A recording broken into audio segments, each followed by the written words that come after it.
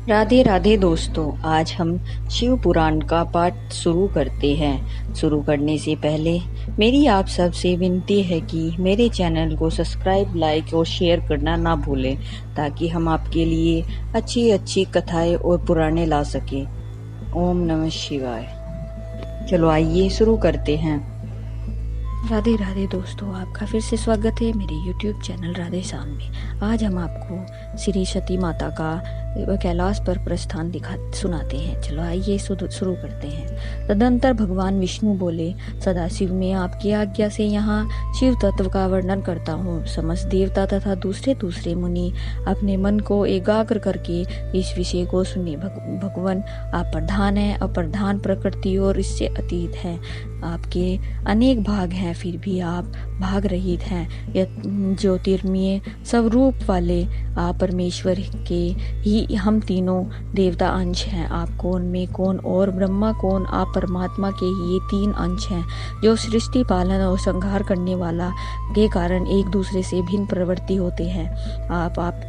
आप अपने स्वरूप का चिंतन कीजिए। अपने स्वयं ही लीला पूर्वक शरीर धारण किया है, अतः निर्गुण ब्रह्म रूप से एक है। आप ही सगुण ब्रह्म हैं और हम ब्रह्मा, विष्णु तथा रुद्र तीनों आपके अंश हैं।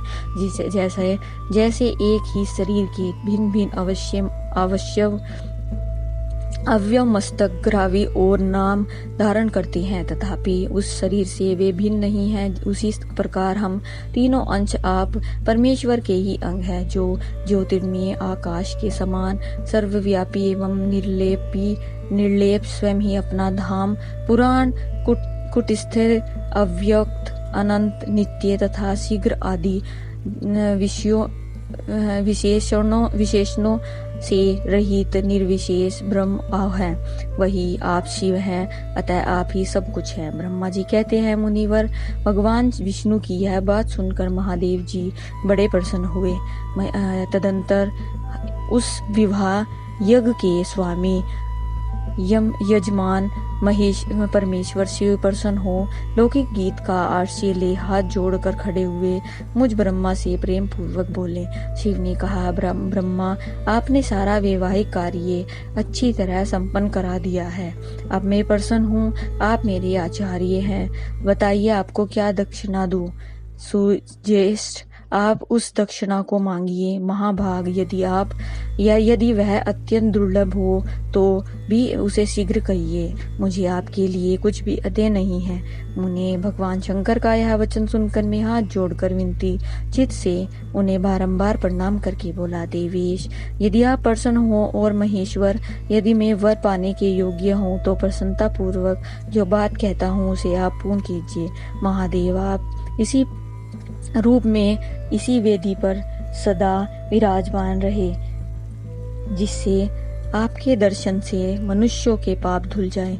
चंद्रशेखर, आपका सानिध्य होने से मैं इस वेदी के समीप आश्रय बनाकर तपस्या करूं, यह मेरी अभिलाषा है। चैत्र के शुक्ल पक्ष की त्रयोदशी को पूर्व फाल्गुन नक्षत्र में रविवार के दिन इस भूतल पर जो मनुष्य भक्ति भाव से आपका दर्शन करे, उसके सारे पाप तत्काल नष्ट हो जाए, विपुल पूर्ण की वृद्धि हो और समस्त रोगों का सर्वथा नाश हो जाए। जो नारी दुर्भागा, वंध्या, कानी और रूपहीन हो, वह भी आपके दर्शन मात्र से ही अवश्य निर्दोष हो जाए। मेरी यह बात आपकी आत्मा को सुख देने वाली थी। इसे सुनकर भगवान शिव ने प्रसन्न चित्त से कहा, विधाते, ऐसा ही होगा। मैं तुम्हारे कहने से संपूर्ण जगत के हित के लिए अपनी पत्नी सती के साथ इस वेदी पर सुस्थिर भाव से स्थित रहूंगा। ऐसा कहकर पत्नी सहित भगवान शिव अपनी अंश रूपणी मूर्ति को प्रकट करके वेदी के मध्य भाग में विराजमान हो गए। तत्पश्चात सर्वजनों पर स्नेह रखने वाले परमेश्वर शंकर दक्ष से विदा ले अपनी पत्नी सती के साथ कैलाश जाने को उद्यम हुए।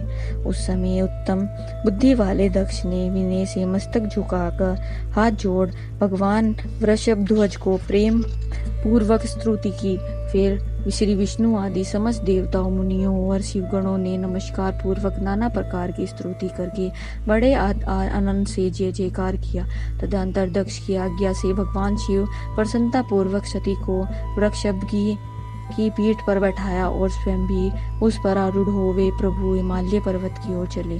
भगवान शंकर के समीप वृषभ पर बैठी हुई सुंदर दांत और मनोहर हास वाली सती अपने नील श्याम वर्ण के कारण चंद्रमा में नीली रेखा के समान शोभा पा रही थी। उस समय उन नव दंपति की शोभा देख श्री विष्णु आदि समस्त देवता, मरीचि आदि महर्षि तथा दूसरे लोग ठगे रह गए, हिलडुल भी न सके तथा दक्ष भी मोहित हो गए। तत्पश्चात कोई बाजे बजाने लगे और दूसरे लोग मधुर स्वर से गीत गाने लगे। कितने ही लोग प्रसन्नता पूर्वक शिव के करुणा में उज्जवल यश का गान करते हुए उनके पीछे चले।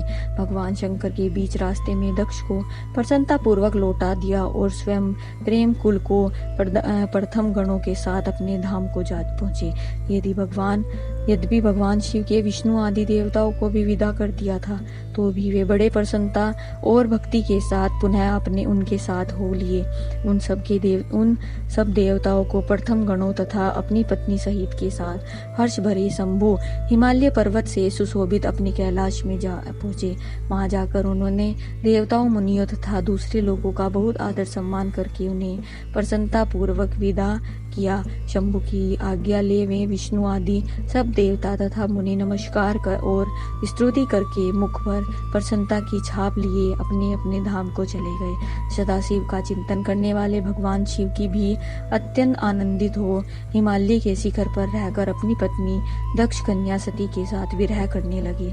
सूत जी कहते हैं, मुनिवर, पूर्व काल में स्वयंभू मान्यवर में भगवान शंकर और सती का जिस प्रकार विवाह हुआ वह सारा प्रसंग मैंने तुम्हें कह दिया है।